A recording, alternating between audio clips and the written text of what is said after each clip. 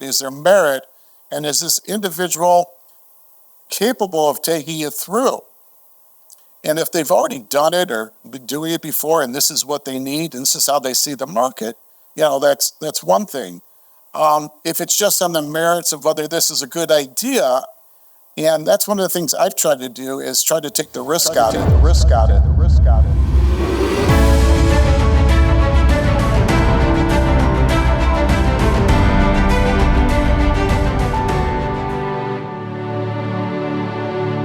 Hi there, welcome. This is Jeff Barnes with the Angels, Exits, and Acquisitions podcast, and we are going to be talking with David Carmell today, who is the founder and CEO of DealRocket.com and StartupRocket.com. And we talk a lot during this episode about innovation and ideas and leadership inside of businesses and how you can leverage that and find the right fit when it comes to your portfolio or investing, or if you're a startup looking for the ability to raise capital or looking for ways to raise capital. We talked a little bit about that as well. So go ahead and tune in, watch the episode, subscribe, share, like.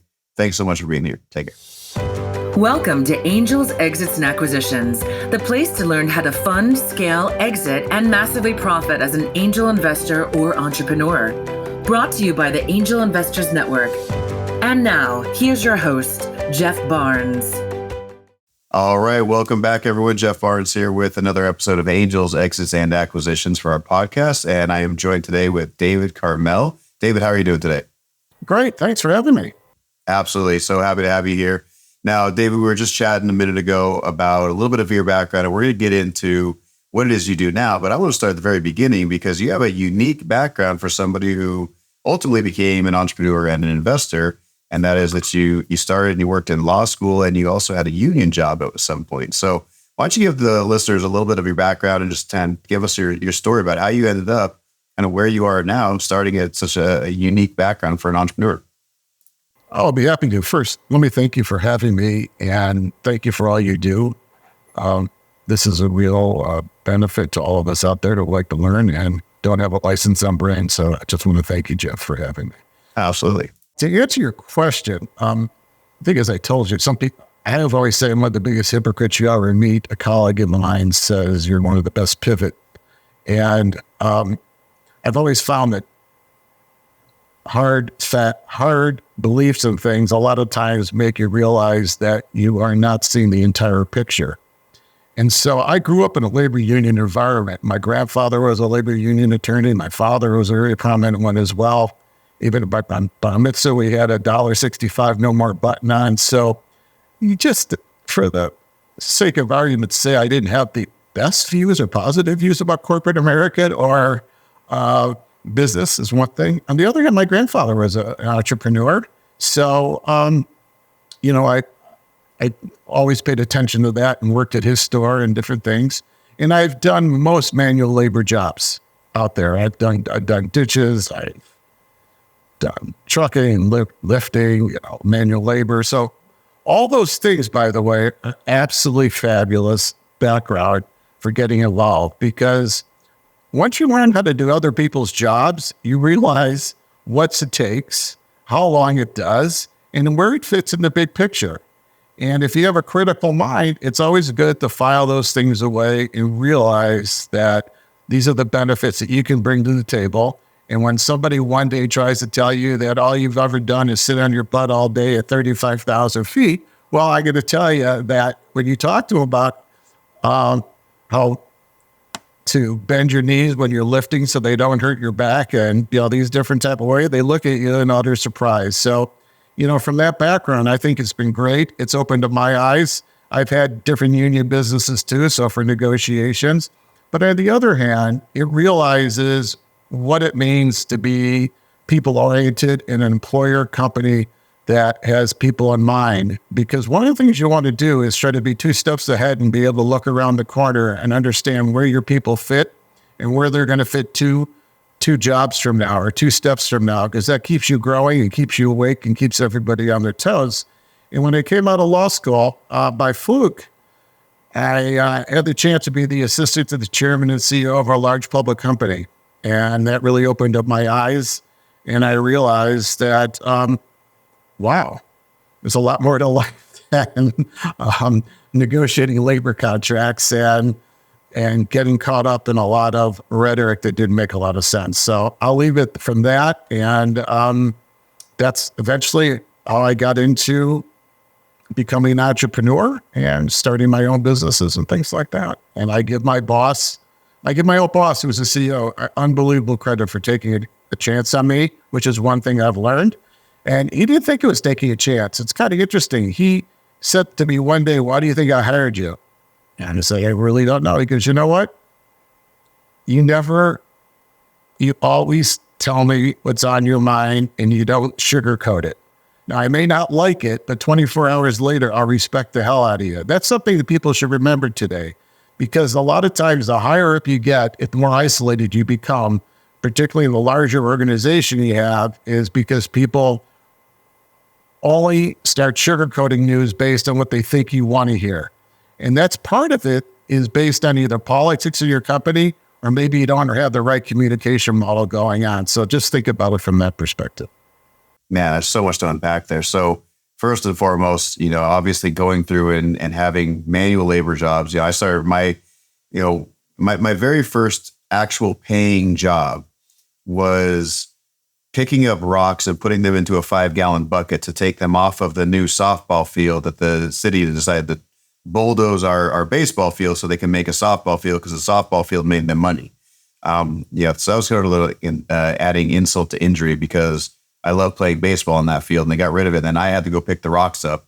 I also realized that at 13 years old, picking up rocks and filling a 5-gallon bucket up with rocks is not a smart idea when you can't lift the bucket. So, you learn a lot the hard way, especially when you're younger. But yeah, having those actual jobs where eventually you become the manager of a company or running a company, having that appreciation for what the workers are doing, the people that are actually doing the work, really can paint a really great picture for you as a manager and a leader, right? I think it does build in a little bit of empathy, just having gone through it yourself. And so, I think that's a really important lesson for a lot of leaders today, is to actually, put in the hard work from time to time and realize that not everything is all roses and sitting in a cushy office, even if we talk about people putting in and burning the candle at both ends, right? And it seems like a lot of work when you're staring at a computer, you're typing away, but this is not work, in my opinion, right? It's not physical labor. You go back to, busting concrete bags or digging ditches, like you were saying, or for me, working in the Navy and, swabbing decks and cleaning bilges, that's actual work. And, it's hard to have a lot of sympathy for people that are complaining about how hard life is when they haven't had a physical labor job of any kind. So I think that does change your viewpoint a little bit. Would you agree with that? Absolutely.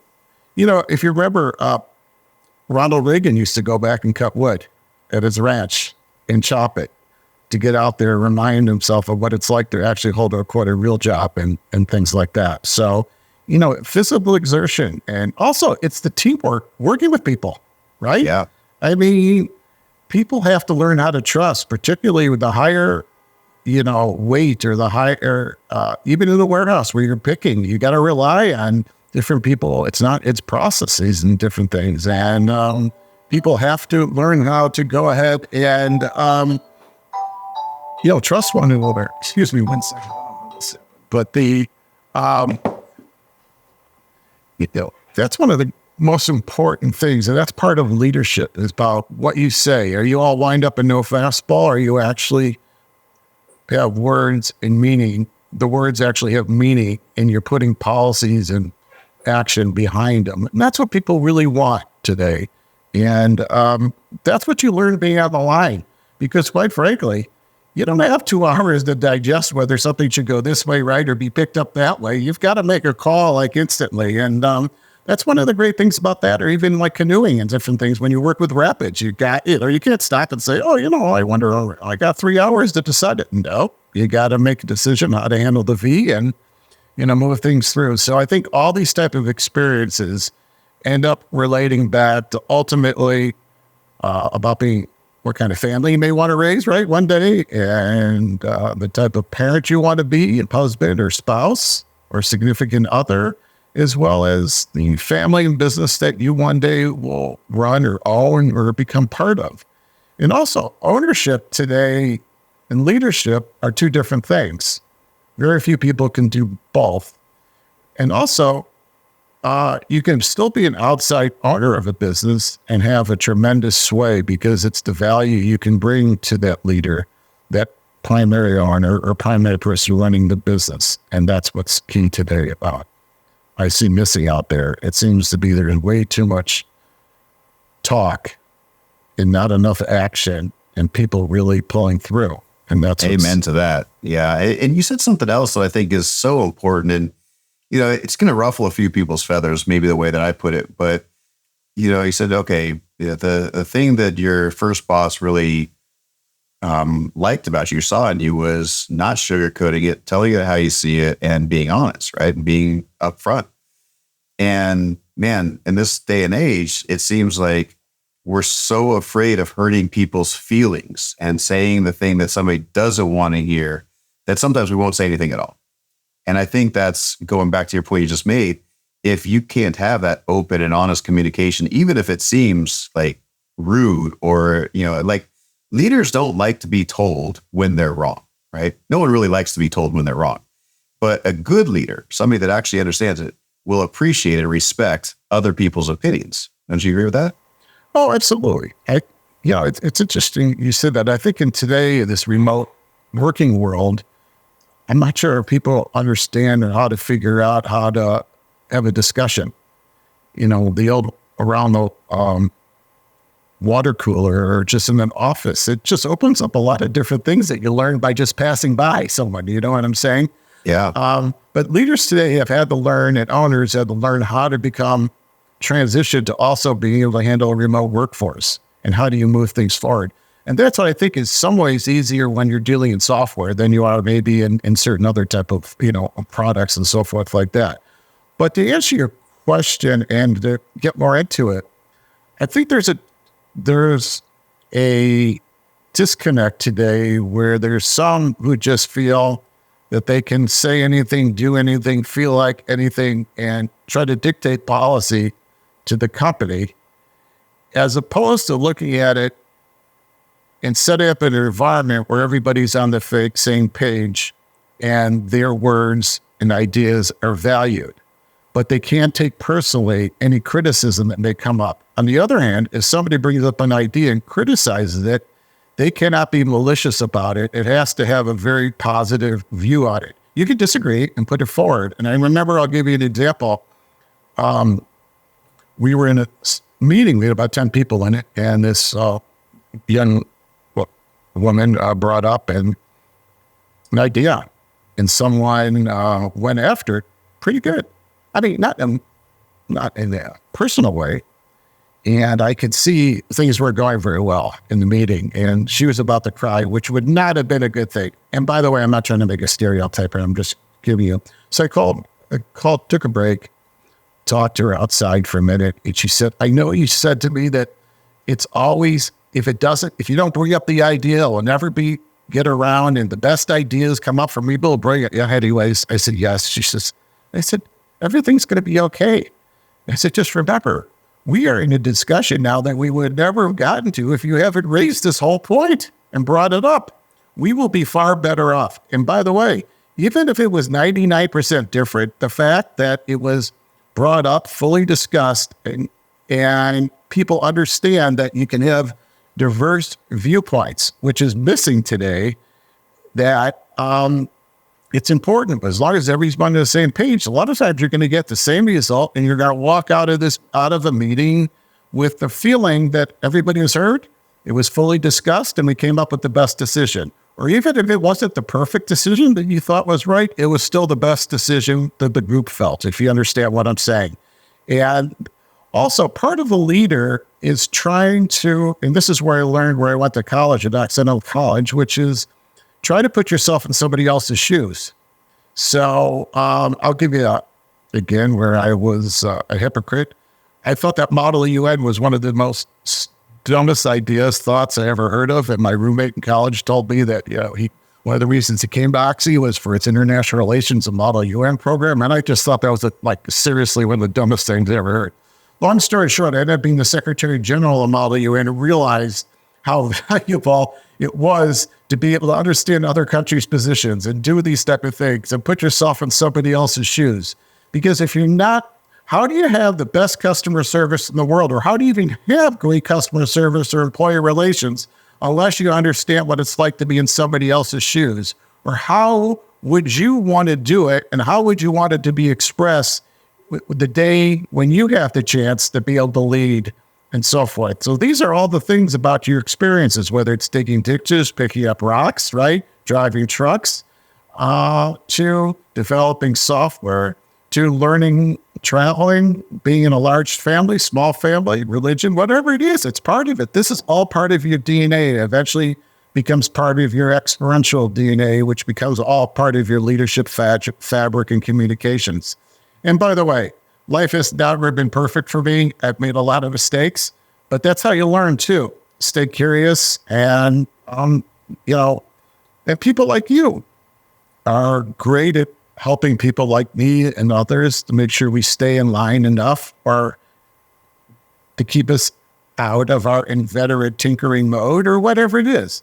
I've been saying as an entrepreneur, these are the type of things that you need the backbone of, but you also have to understand when you're alone that you may have to understand from 3 different positions what it's like to be able to do something and what are the ramifications. And once you do that, you can design software, you can design leaderships, and you can learn how to communicate, I think, extraordinarily But you got to get everybody on the same page. And that's why, Jeff, people kind of laugh at me and they say, like, what's the most important document you can have in a company? I always say, like, an employee manual. And they all look at me, are you kidding?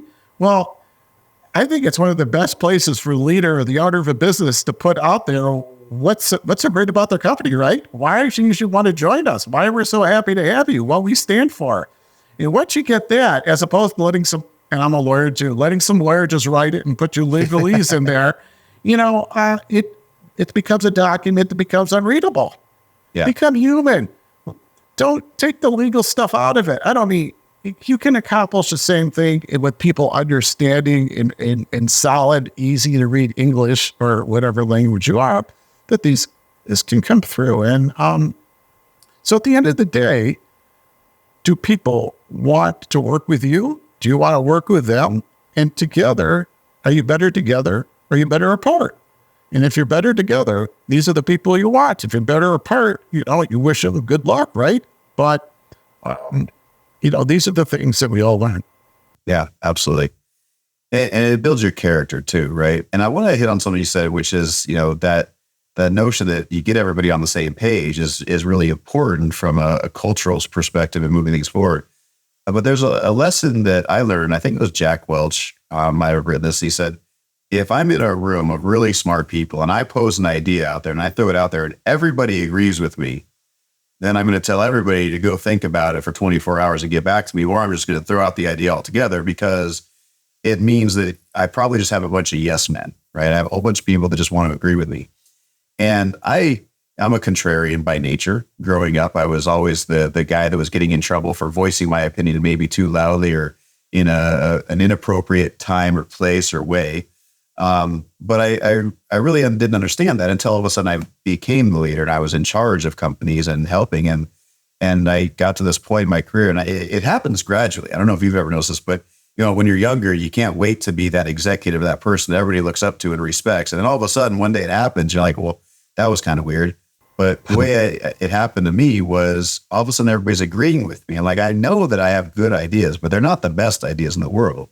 And I found it strange that it was hard to get other people to take a contrarian viewpoint and to actually voice those opinions. I think that hits on what you were saying, which is you need to create an environment where it's okay for people to critique, criticize, have opposing viewpoints, and they don't feel like they're going to be shut down or made to cry or anything like that. But you also want to foster those minds, those people around you that are going to have opinions. Absolutely. I think with the Jack, that's an interesting example or story about Jack Welch. I look at it a tiny bit differently, but I think it, by the way, no disrespect to Mr. Welch. Of course. I mean, he's no longer with us, but I try to do it this way. If I find that everybody's agreeing with me, I take the con, even if it's my own suggestion and idea. So I try to do it that way. Secondly, I love history, and I think you can. Most people today think history starts from their birthday forward, and they're really missing a lot. But even if you take someone like John Kennedy, who used to have people always present the pro and the con to it before making some key decisions. Or one of the best things is to have the person who oppose each other flip and argue the opposite sides. I don't mean argue, like an Oxford debate almost, right? Oh, absolutely. So,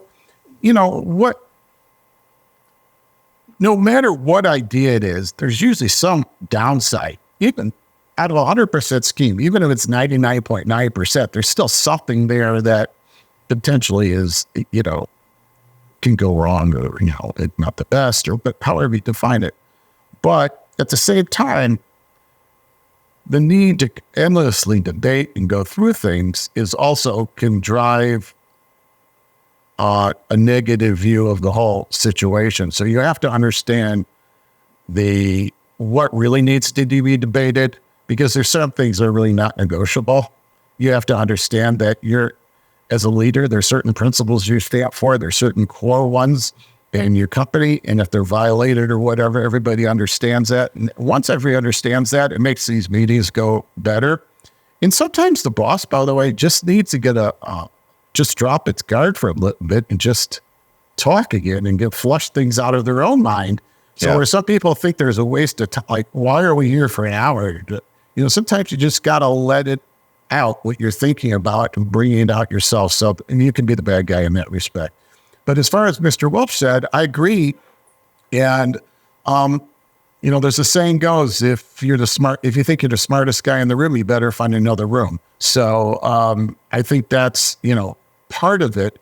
And one of the most important things is to check your ego at the door. And that, if you can't get your head through the door, then you realize before you get there that there is a problem. So, and also sometimes you have to understand before a meeting or before you go into something, I'll give you an example, like a podcast or something, whatever it is, any type of. The last thing you want to do is have some big confrontation that's just going to just set you off and put you in a bad mood or bad spirit that's going to ruin the entire occasion. So hopefully you have people around you that realize that before something, that unless it's an absolute, state of emergency, that you've got to let people alone, because this question or what's bugging them can wait for an hour or so after a meeting and things like that, because we're all human. And I just think, in that respect. But the most important thing is to have a real good path to success, to have a plan drawn up. And by the way, one of the most difficult things about innovation and being an innovator is you have to put together a product, particularly in software, that the marketplace may never have seen. And you have to be years ahead in design and going for it, and be willing to put your money and life forward on the bet that you are going to be taking a new product to market, a software product that hasn't been done before, for example, that nobody has seen, and you're going to have to bet on yourself that you're going to have to be able to show them the way forward. In other words, I don't know about you, but I never thought about an iPod or a minivan. But when I saw it, I go, oh, like Steve Jobs said, 1,000 signs on your sleeve, or wow, you can now all of a sudden open up the back door, right, and have your groceries or sliding door for kids. And all, what a great idea. But I got to tell you, I didn't go to bed at night thinking about that, but someone did, right? Someone had this in their head.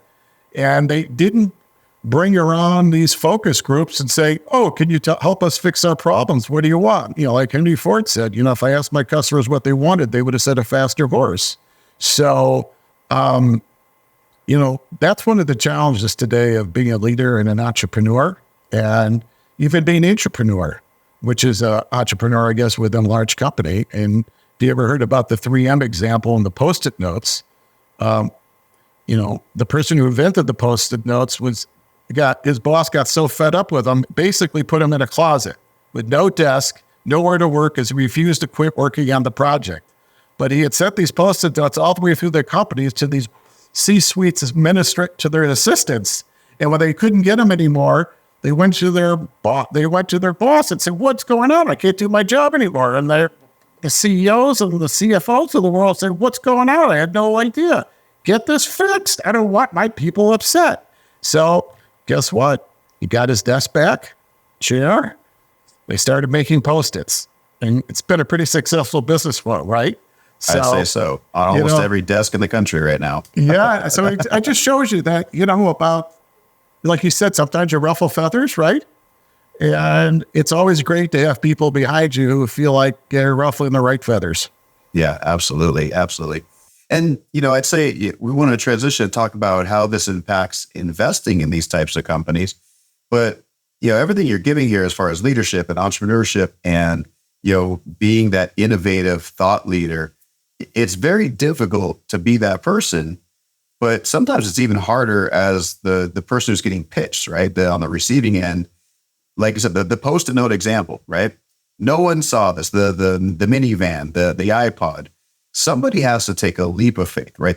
Whether it's an investor, an outside investor, it could be a manager, it could be a chairman of the board who says, "Yeah, let's take a leap of faith." Like I did projects on Skunkworks a long time ago when, they were saying, "Okay, well, we need to create bigger, faster, better jets, and we need to fight the Soviets, and we need to have better equipment." But no one could come up with it, and so they created these really secretive ways of going about it. But somebody needs to take a flyer on a person at some point. And I know that you have the company Deal Rocket that helps that happen a little bit more. We'll get into that in a minute. But as an investor, as somebody who's taken probably thousands of pitches, how do you isolate the ones that you think fit that mold of being innovative, being ahead of their time, being able to see it through, having those leadership capabilities? What are the things that you're looking at when it comes to these different innovative companies and entrepreneurs? It's a great question. And I'm not really big on a pitch. I think a pitch is one of the most I'm very much in a minority, and also in the minority about an MVP. That's okay. You and I can be the minority of two if we need to. And also in a minority on the minimally viable product. And feel free to come back and ask me about that regarding my company, because I think that you might find helpful. But I look at it this way. I try to look through, listen, and sometimes it really hits. And the other times, when you have a conversation, you sit down with someone and you can elicit out of them, because you're going to realize that they've been sitting there probably with years stuck in their gut or in their head. And they're just trying to flush this thing out. And they know the darn product works, or is that good or that tested, but they can't get that lousy first sentence out that tells it what's the whole world should just be dying over. And there's been a lot of pitches that people have invested in that they've had all wind up and no fastball. So I try to look for the fastball. Is there substance behind it? Is there merit? And is this individual capable of taking it through? And if they've already done it or been doing it before, and this is what they need, and this is how they see the market, that's one thing. If it's just on the merits of whether this is a good idea, and that's one of the things I've tried to do, is try to take the risk out of it. We took the risk and funded the entire project ourselves. You see what I'm saying? And all that.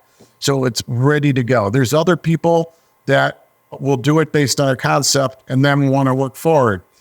And I think for what I look for is, first, the person or people, making the pitch. Is the idea a good one? Is the concept a good one? Is the product a good one?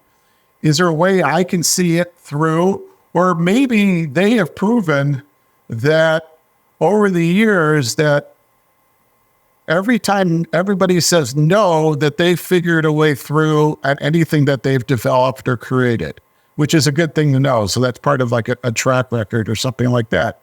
But on the other hand, if you can imagine, imagine this. I say, sometimes I ask them, they use the imagine word. Imagine, what should I be imagining about your product, or what's the end result?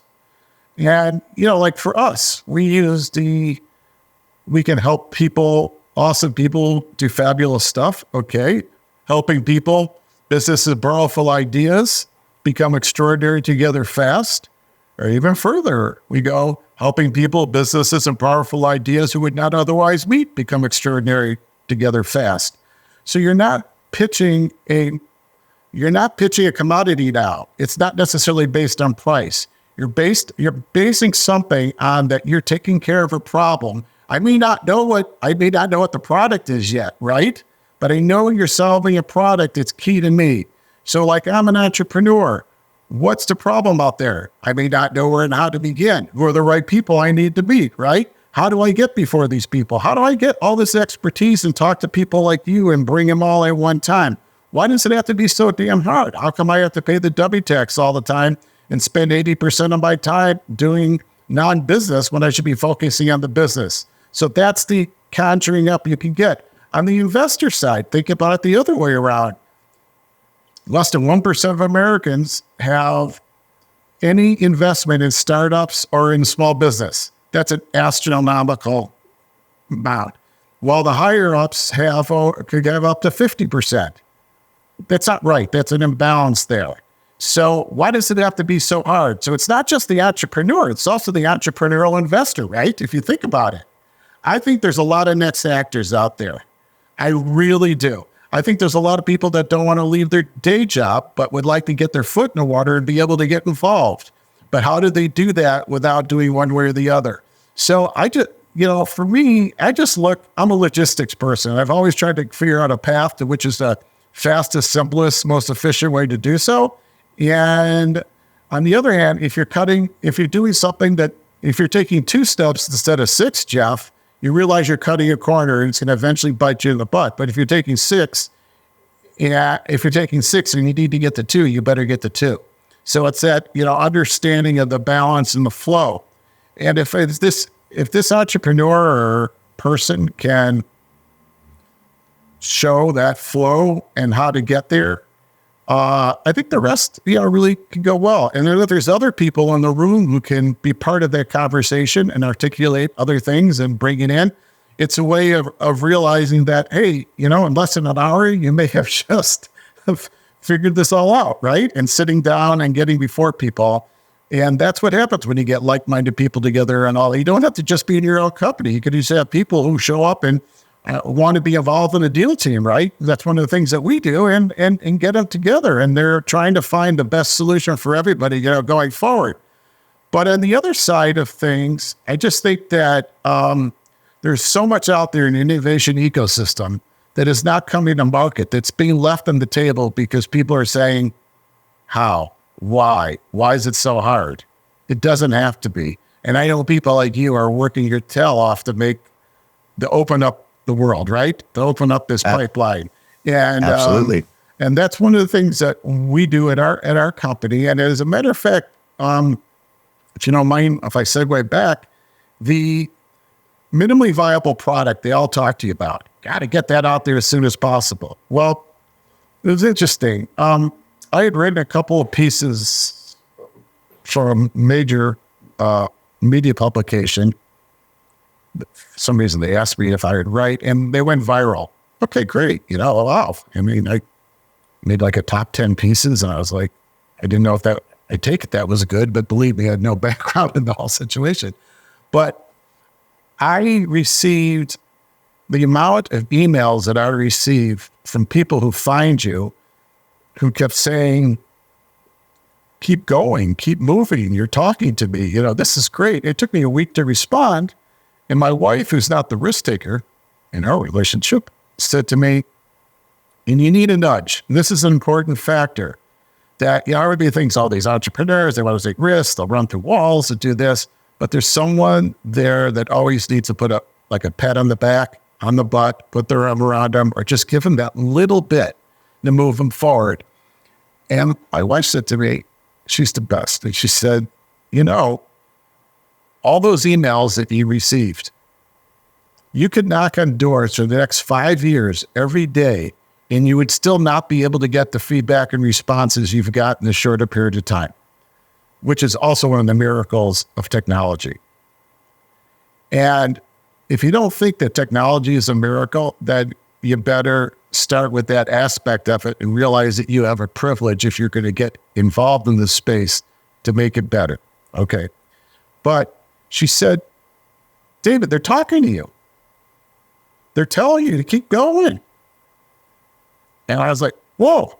And she said, you know, all that, this is my words, not her, but all that, I'll put it politely, discussion about how these markets are so inefficient and the little guy is just getting destroyed and all these type of things, and they don't know how to begin, and same with the other investors and people in the community, and you get bad fits out there because people feel like they have limited choices, and when it gets before them, they either have to do it or not do it and may never see another opportunity again. Okay.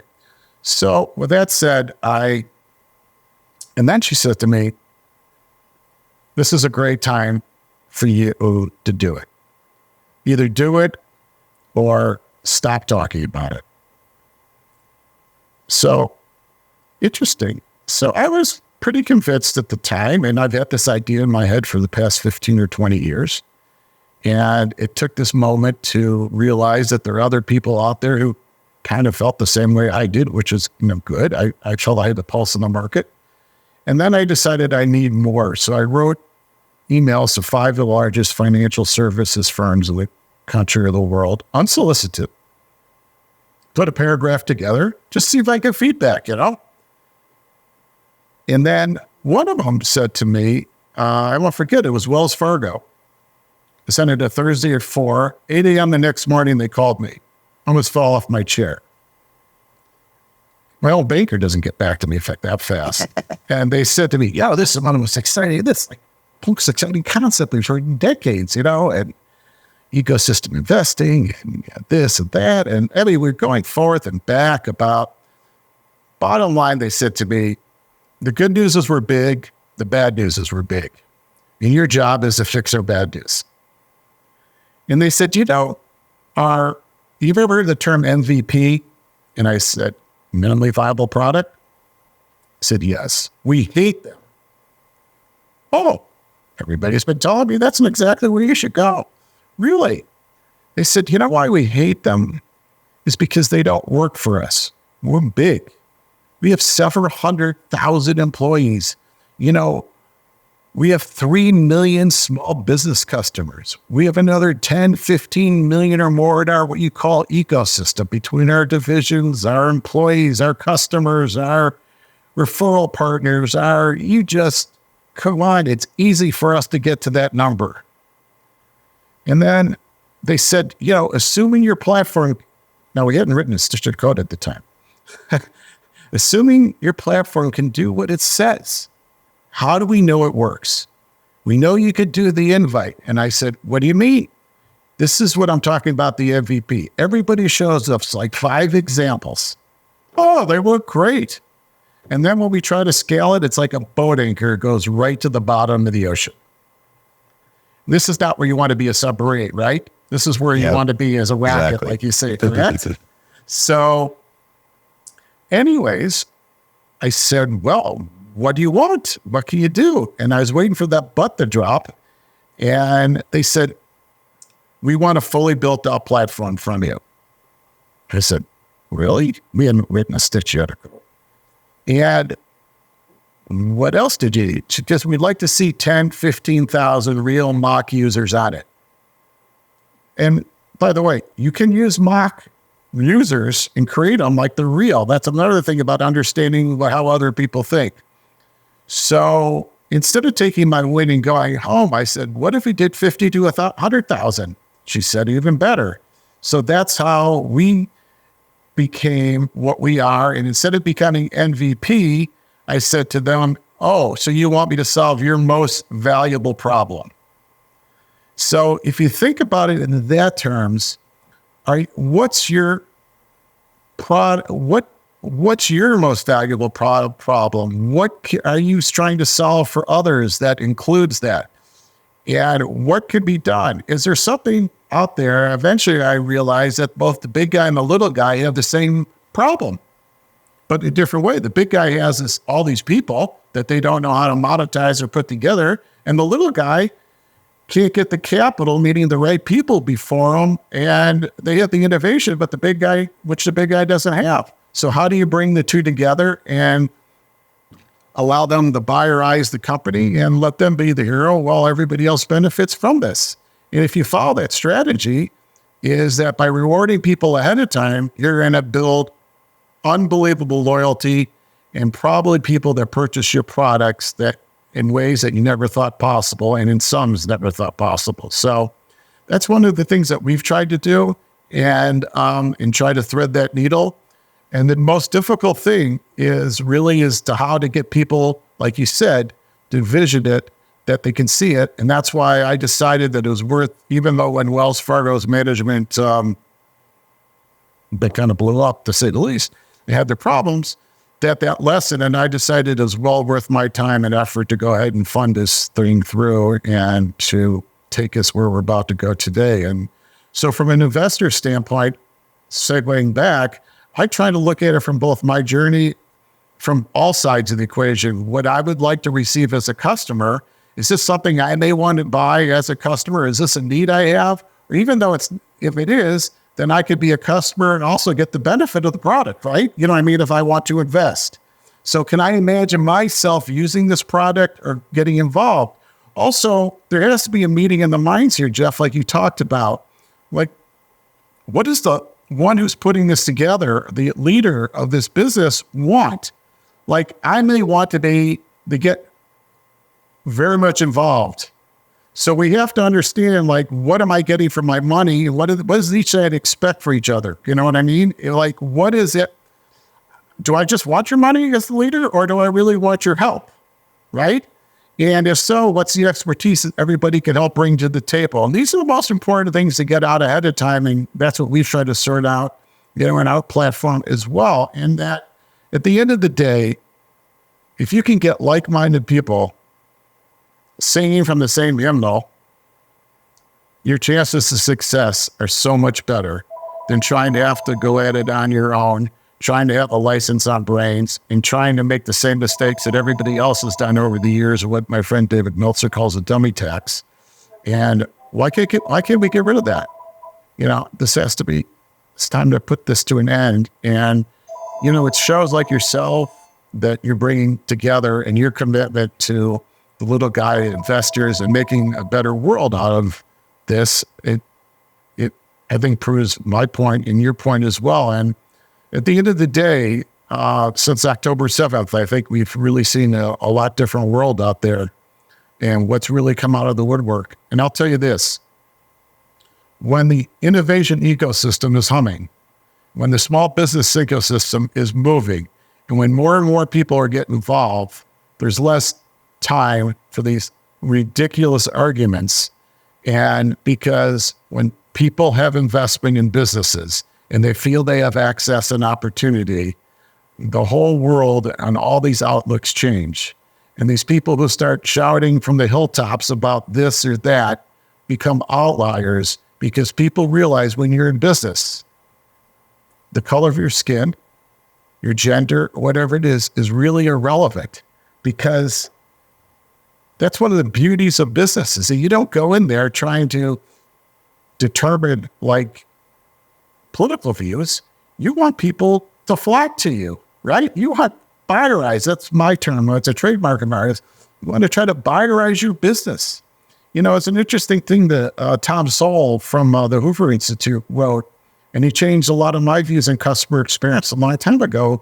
But he wrote an article. He said that Rosa Parks, when she got on the bus in 1954 in Birmingham, Alabama, and the bus driver said, "You go to the back," and she said, "No." He said, "Just think how history might be different if that bus company that several years ago was owned by a private company that was taken over by the city would never do anything like that. What private company would ever want to put any of their customers in a different position, in a position of shame, in a position of segregating them? You wouldn't. It's the dumbest. That's what's a great thing about business. This is what changes the world. This is what brings things together. And the fact with technology and silos today, what I love about the digital that we can help provide is the silos go bye-bye. You can bring entrepreneurship pretty quickly to Africa if you wanted to in different parts. You can get by different things. You have a chance to bring all these people together. And now because of technology, and we are the guardians of that, we have the absolute need to take a look at, understand what we're producing and realizing where it comes from.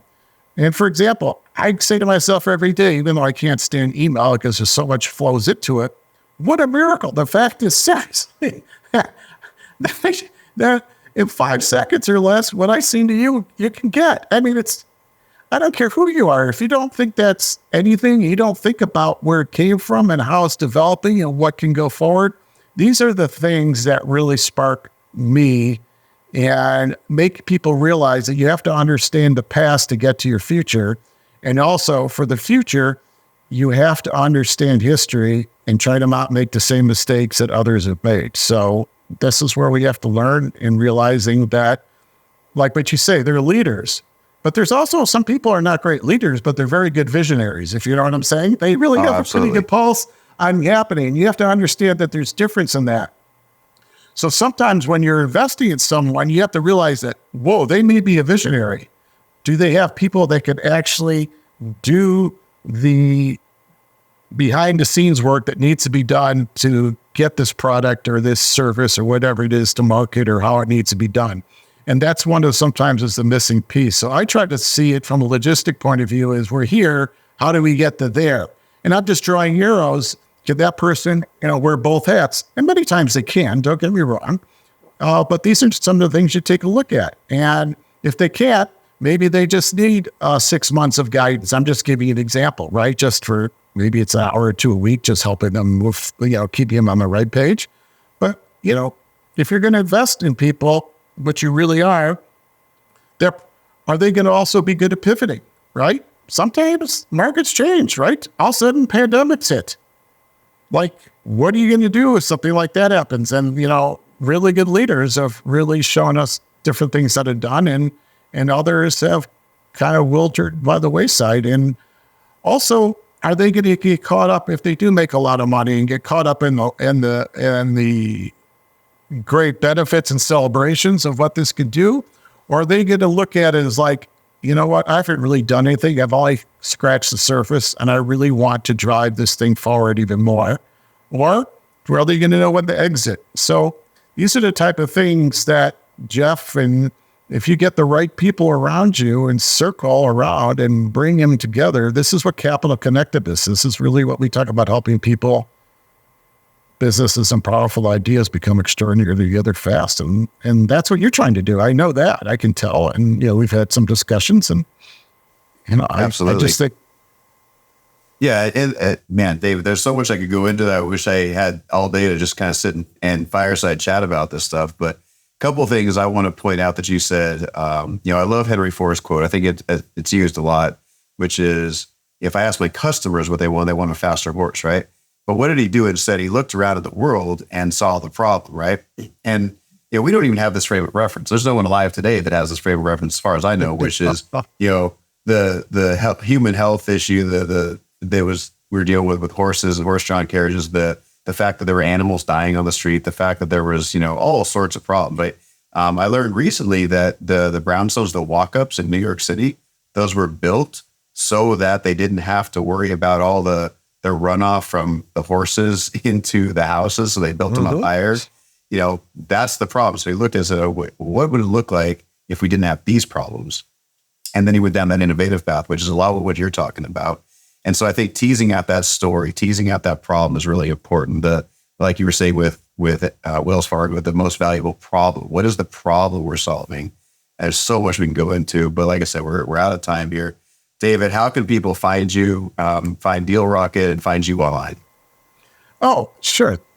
Again, thank you very much for your time and what you do, Jeff. I can be found, I'm on LinkedIn. If you'd like to find me there, you can get me at david@dealrocket.com, and that's DEALROCKIT.com.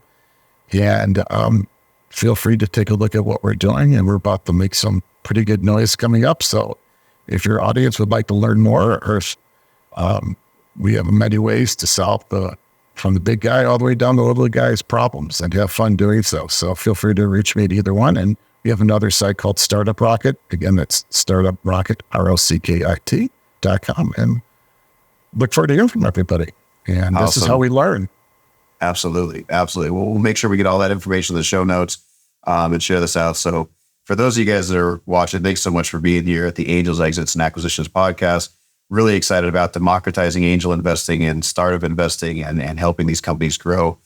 David, thank you so much for being here today. Looking forward to following up with you and seeing how everything's going over there at Deal Rocket and Startup Rocket. Great. Thanks, Jeff. Again, thanks for everything, for what you do. And it was a pleasure being here. Absolutely. Thank you. As always, like, subscribe, and share this on your socials if you found this valuable. Take care, everyone.